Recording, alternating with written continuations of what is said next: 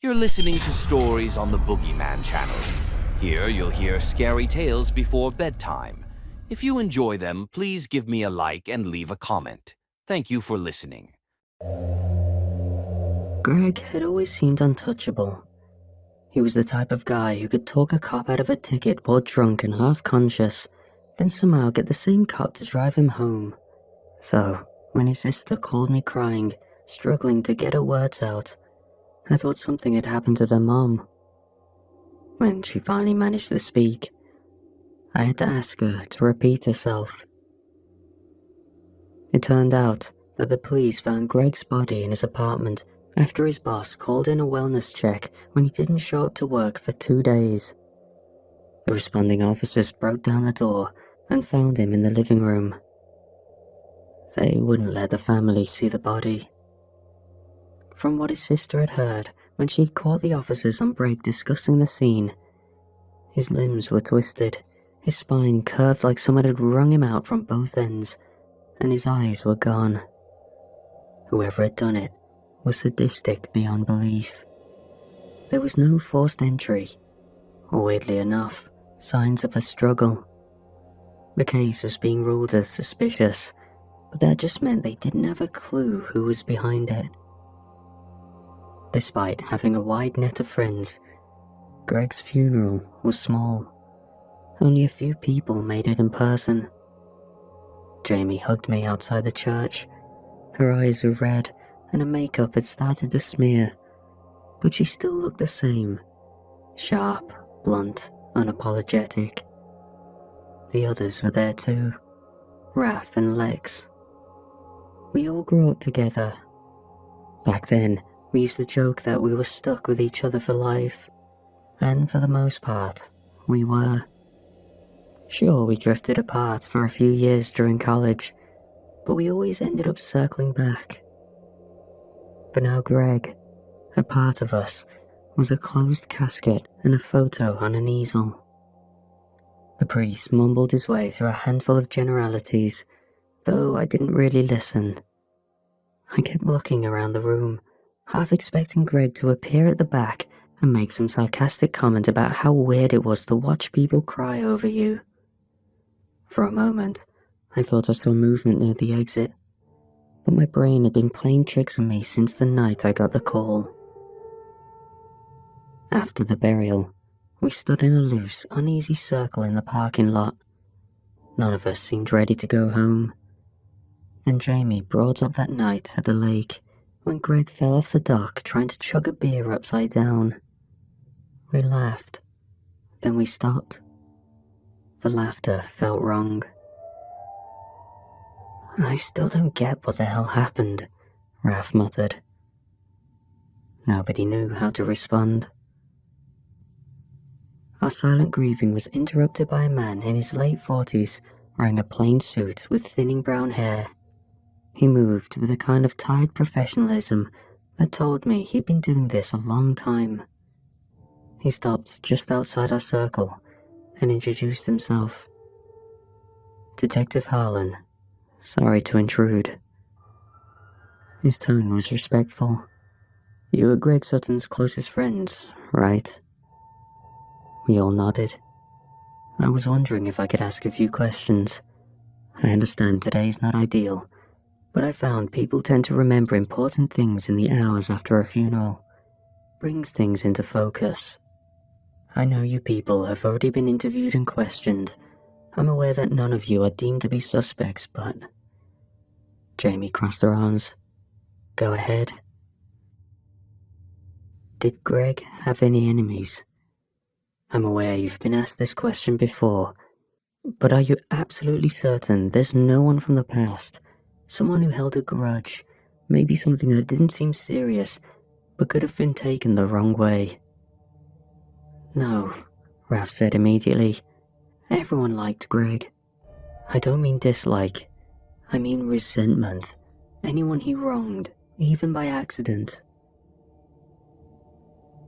We looked at each other. I could tell we were all thinking the same thing. No, I said finally. Not that we know of. He nodded, slowly, Understood. Did he mention anything strange recently? Unusual messages? People showing up where they shouldn't? Anything like that? We shook our heads. Last question. Does the name Danny mean anything to you? There it was. His tone hadn't changed, but I felt my chest tighten. I glanced around. Everyone held the same expression as me. No, Jamie said. Doesn't ring a bell. The detective watched us for a moment. I could tell he didn't buy it, but he didn't press. He thanked us, gave us his card, and walked off towards his car. As soon as he was out of earshot, Raph let out a shaky breath. Danny Trujillo, I said, a name I hadn't said aloud in over a decade. Danny had been in our class from 6th grade until the middle of sophomore year. He was a thin kid with a quiet voice and thick glasses. He was always hunched forward like he was trying to disappear. He didn't fit in, and we didn't let him. To make it simple, we bullied the kid. The last time we saw him, we did something that was supposed to be funny. A dare. Raph said he couldn't fit. Jamie said we should find out. It was after school and the hallway was empty. Greg blocked the nearest stairwell while I held the door. Danny fought harder than I thought he would. He cried, screamed and begged. It only made us more determined. I remember the heat of his shoulder press against mine as we forced him into a locker. I remember the sound of metal slamming shut, the way it echoed and his fists pounding from the inside while we walked away. I don't know how long he was stuck. Maybe until the janitor came in the next morning. Maybe longer. After that, he was gone. And that changed something in all of us. The school didn't make a big deal of it, which in hindsight was to be expected. One of the guidance counselors said he transferred. Some whispered that his parents pulled him out after a breakdown. There were rumors about his mom showing up in tears at the principal's office, demanding to know what happened. We didn't face any consequences. And we stopped thinking about him. Until now. I don't think it means anything, Raph said. Could be a coincidence. Someone with the same name. Jamie frowned. He said Danny, not the full name, sure. Could have been any Danny. But why on earth did the detective bring that name up in the first place? What if it was him, though? Lex said. Raph rolled his eyes. Jeez, don't start. I'm serious, Lex said. He said the name right after asking if Greg had any enemies. That means something. Raph snapped. You really think some kid we bullied 15 years ago came back and twisted Greg into a goddamn pretzel? Raph softened a little. We were bad, yeah, but we were kids. I don't feel good about it either, he continued, but that doesn't mean we jump to wild-ass theories. Greg's dead, that's horrible enough, without spinning it into a revenge fantasy. We don't even know if Danny's alive. Jamie exhaled through his nose. Look, if it turns out something more is going on, we'll talk to the cops. Right now, we'd sound insane. You want us to bring up a kid we bullied 15 years ago in a murder case? I shook my head no. Exactly. We agreed not to bring it up again. We went home, each returning to our separate houses under the glow of streetlights and the silent orbit of patrol cars. I lay in bed for hours with the covers pulled up to my chin, staring at the ceiling and reminiscing. The next day, Raph and I were at his place, sitting on the couch with the television on, though neither of us was watching it.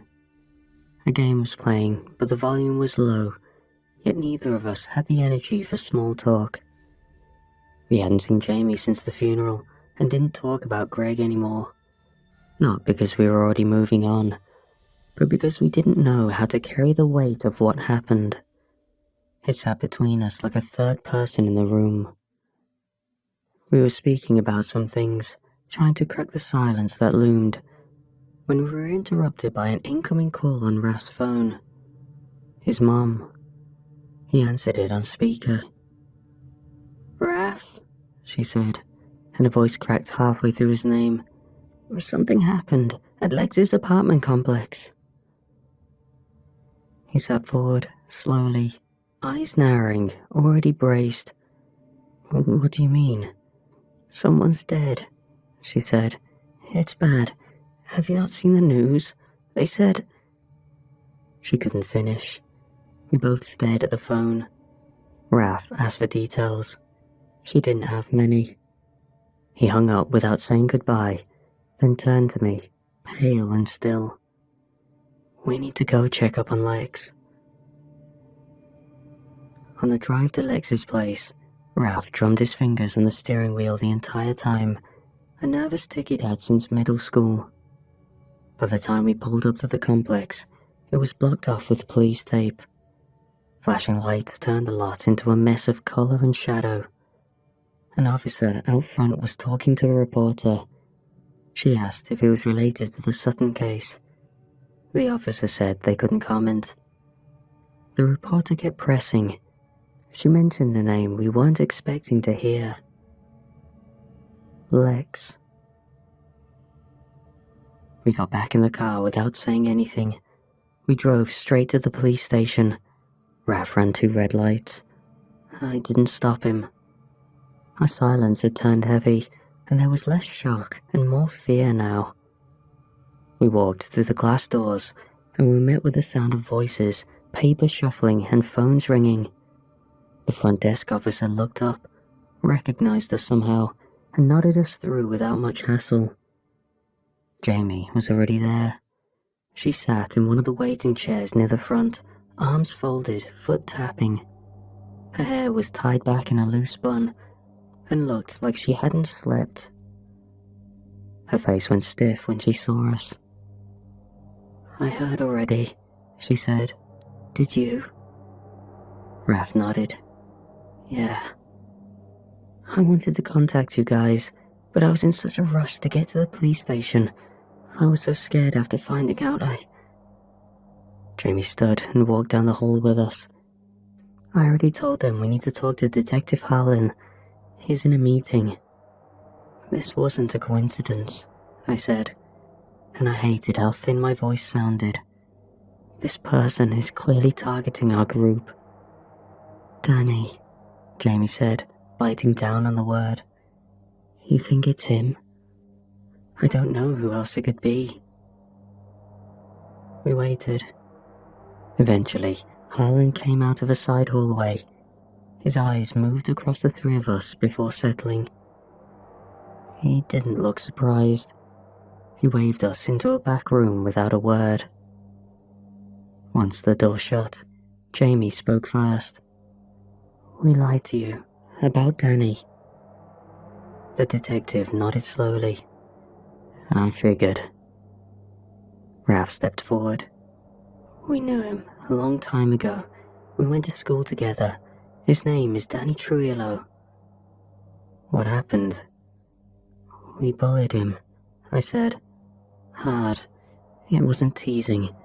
It was full-on cruelty. We pushed him out of that school, maybe out of his mind. We locked him in a locker and left him overnight. Then, he was gone." The detective took a breath and rubbed his jaw. "You didn't mention that." "No," Jamie said. "Because, well, we didn't want to bring him up. We thought we were all being weirdo conspiracy theorists. You think he's doing this, after all these years?" "He was the last person we ever hurt," I said. "Danny going away changed us. We felt guilty." He looked at the table, then back at us. "We've had that name at both scenes. Danny, No other traces or clues. Whoever did it definitely knew Greg, and now Lex. If you're saying this person might be Danny Trujillo, then that gives me something to go on. We'll start pulling records and see what we can dig up. If you think you're targets, I'll make sure patrols stay in your area, in case this person comes back. Find him, Raph said. Please. After we left the station, I couldn't sleep. I kept picturing my dead friends. I waited until morning, and then started calling around. The high school secretary remembered me. She didn't remember Danny, not until I gave her his last name. I lied and told her it was for an old alumni project. She gave me the principal's name from that year and said he'd retired, but might still have some information on him. I contacted Raph and Jamie about it, and we all tried getting as much information as we could. Later that day, Jamie sent a message in the group chat, and she told us she drove to the local records office. She had a hard time, but apparently she managed to get something.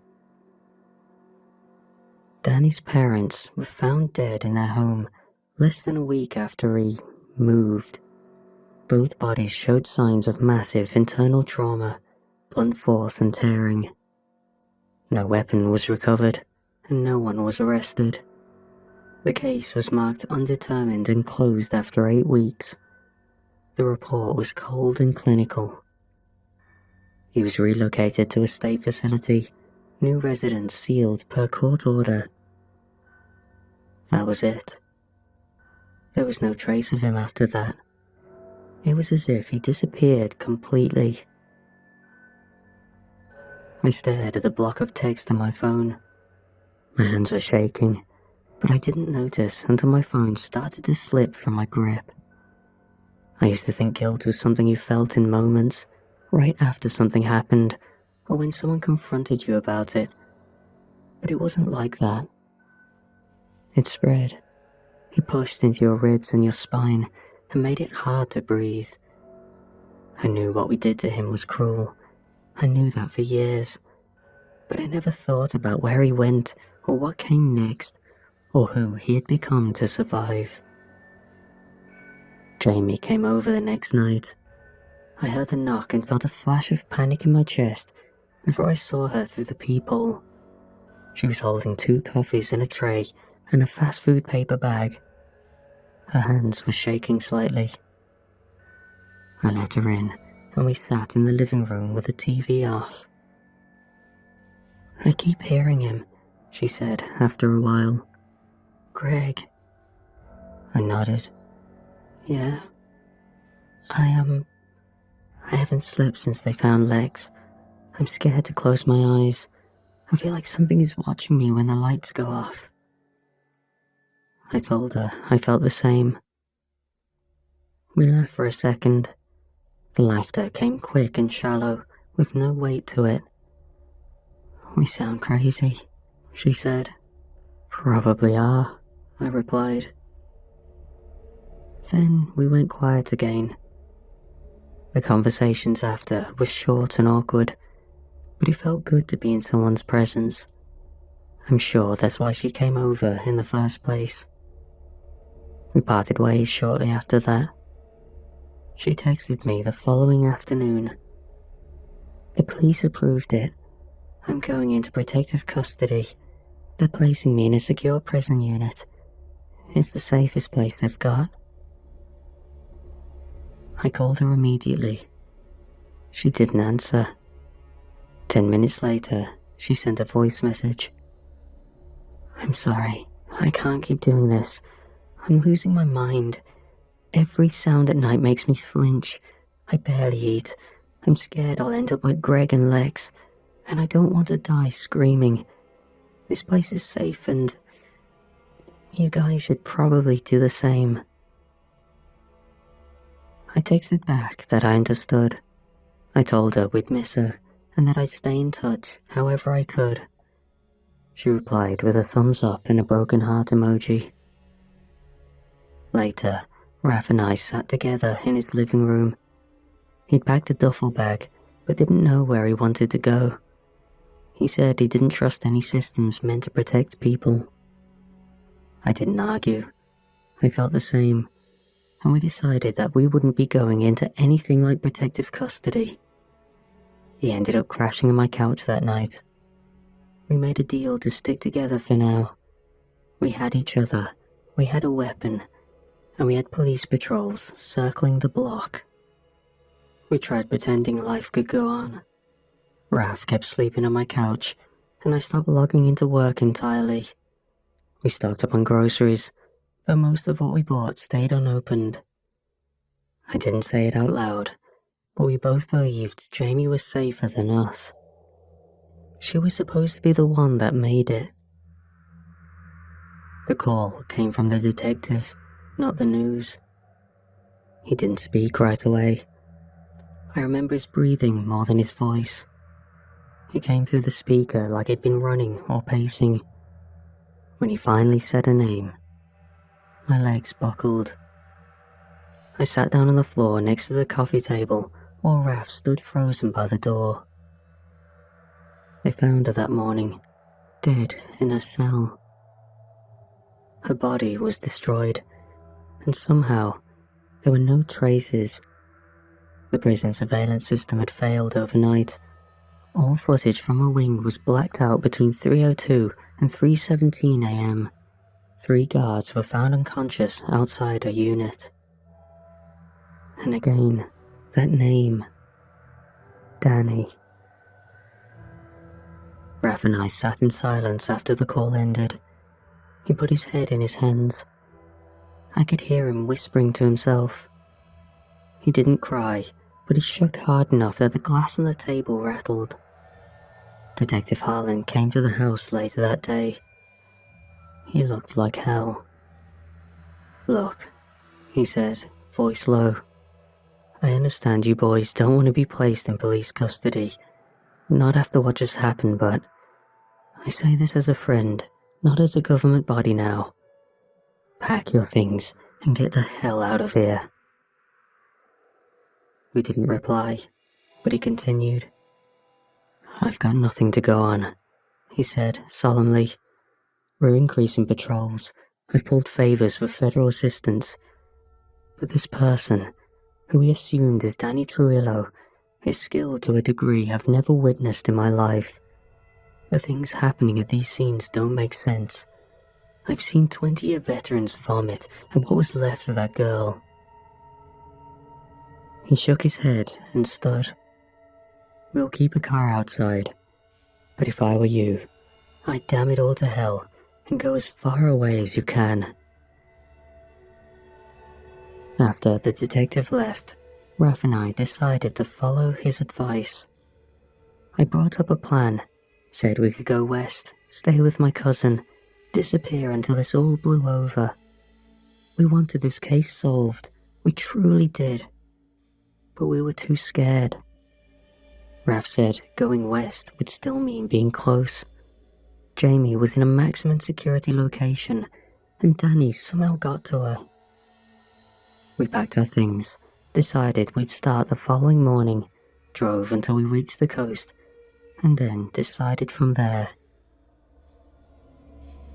I woke to the sound of something pounding that night. It took a few seconds to understand what I was hearing. My mind was still fogged with sleep. I sat up and reached for the gun instinctively. I'd replayed what-if situations hundreds of times in my mind already. The pounding came again.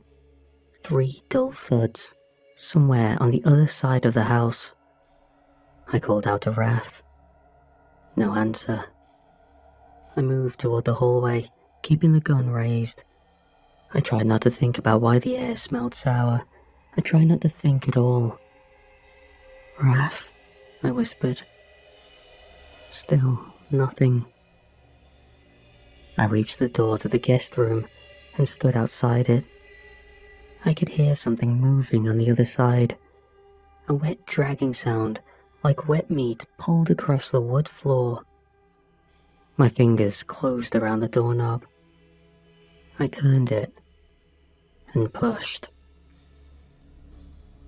The door opened slowly, hinges creaking loudly. The smell hit me first, rot and bile. The room was dim. The blackout curtains kept most of the light out, but there was enough from the hallway to make out shapes. Raph was on the bed. Or what was left of him. His body was bent in half, his spine cracked backward. One arm had been torn, cleaned off, and tossed against the wall. His jaw hung open from one hinge, the tongue swaying beneath it. It, on the other hand, was hunched over him. The creature looked up when I stepped inside. Its skin was tight and grey, pulled so thin I could see every bone beneath it. Sores ran up its back and neck, leaking a dark yellow fluid that clung in thick strings. Its arms were long, ending in hands that dragged down to the floor, each finger tipped in what looked more like bone than claw. Its chest heaved with uneven, wet breaths. It didn't move. I raised the gun and emptied the clip into its torso. Each shot hit, but it didn't fall or seem phased at all. It stepped toward me like the bullets had annoyed it. I turned and bolted down the hallway. Behind me, the door exploded. I felt pieces of it bounce off my back. The thing was moving faster now. I could hear its feet slapping the floor. I reached the bedroom, slammed the door, and locked it. I grabbed the dresser and pushed it in front of the frame, then the bookshelf. My breath came too fast. My chest clamped down in waves. I could barely see straight. I dialed 911, but before the operator could even pick up, glass burst behind me in an eruption of sound and wind. It came in all at once, the window imploding inward, spraying shards across the room. Hands grabbed me from behind. One clamped around my wrist, the other gripped my shoulder. The next thing I knew, my feet were off the floor, and a voice was barking into my ear. Move. He dragged me through the broken window frame, and I hit the lawn hard. My shoulder slammed into the dirt. I rolled, tasting blood in the back of my throat. Behind us, the bedroom door cracked open. Get up, the man said. He pulled me again. We ran through the yard, past the collapsed garden bed, over the gravel path that tore at my soles. My legs moved on instinct, powered by nothing but fear. I didn't even know what was going on anymore. There was a car parked 2 houses down. We got to it, and the man yanked the door open and shoved me inside before climbing in after me. He started the engine without hesitation. It sputtered and groaned, but it roared to life. We peeled away from the curb. I turned to the man behind the wheel, heart pounding. What the hell was that thing? I asked. And who even are you? He looked over at me, slowly. His face was worn down to the bone. Deep creases were carved across his cheeks and forehead. His eyes, darker than I remembered anyone's eyes being, watched me for a second longer than felt comfortable. It's me. Danny, he said. My mind refused to process what he just told me. This man couldn't be the same kid we stuffed into a locker. This man looked like he'd walked through deserts and lived in parking garages. His beard was wild, patchy around the jawline, thick in the middle. His voice carried gravel in every word. You're Danny Trujillo. He nodded. Before I could respond, he spoke again. I just want to say, I forgave you, he said, a long time ago. I wanted to speak, but I let him continue. I used to lie awake every night, he said. Back when I lived at home, I used to pray. to anything that might have been listening. God, demons, shadows on the ceiling. I didn't care what it was. I just begged for something to take them all away. Everyone who hurt me. My parents, the kids at school, anyone who made me feel smaller than dirt.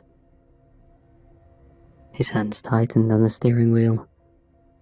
And one night, after you guys stuffed me in a locker, I was more adamant that something answered than ever before. And something did answer. He stared ahead again, eyes glassy, expression still. He wasn't recalling it like a memory. He was reciting it. Something he told himself so many times, the words had become carved into the inside of his skull. The first to go were my parents. I found them in the living room. My dad's back was snapped in half. My mom, she looked like she'd been folded into the carpet. The police said it was some kind of freak collapse. They moved me into a home 2 towns over, and that should have been the end of it. But it wasn't. He finally looked at me again. He kept going. Every name I had ever whispered in anger, every person I wished harm on, every curse I made with tears in my eyes. It hunted them down, one by one. Sometimes years later, sometimes across the country. His voice dropped lower. You were the last, because you were far. That's it. You lived too far, and it took time. I didn't know what to say. I didn't know it would last this long, he said. I thought it would burn out or turn on me. I tried to keep ahead of it, I really did. I moved every 6 months. I tried attacking it, and every solution you could think of, I've probably tried it. It didn't help. I'm sorry about Greg. I'm sorry about Lex, Jamie, Raph. I tried my best. The car sat in silence for a long time. Danny's story drifted through the air like a bad smell that wouldn't leave. I turned toward him, my voice catching before it escaped my throat. How do we stop it? He didn't answer right away. He reached between the seat and the center console and pulled out a dented metal thermos. He unscrewed the lid and took a sip. The smell that rose up was sharp and chemical. My stomach turned. I've been preparing for years, he said, testing things. I don't know if it's alive in the way you and I are, but it reacts to pain. I've harmed it before, so it can die. How? I've built something that might work. Ammunition soaked in a mix I've been tweaking for the better part of a decade. Silver powder, industrial salt, lye, iron fillings, and a few other things. He reached into his pocket and took out a single round. The casing shimmered, not with polish, but something deeper, something buried in the metal. He held it between his fingers with care. I created the first version of this bullet a few months ago.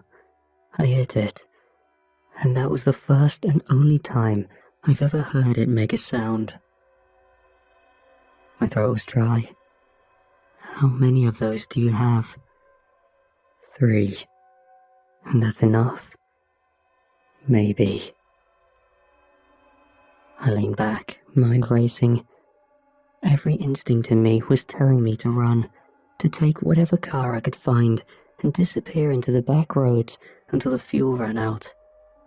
But there was nowhere left to run. I'd seen what happened to people who tried hiding. What do you need from me? I asked. Danny looked over, his voice quieter now. It needs bait, and you're the last name left. I nodded. There was nothing else to say. We made it to an abandoned house eventually. The porch leaned toward the dirt. We drove in under the moonlight and killed the engine a few 100 feet back to avoid drawing attention.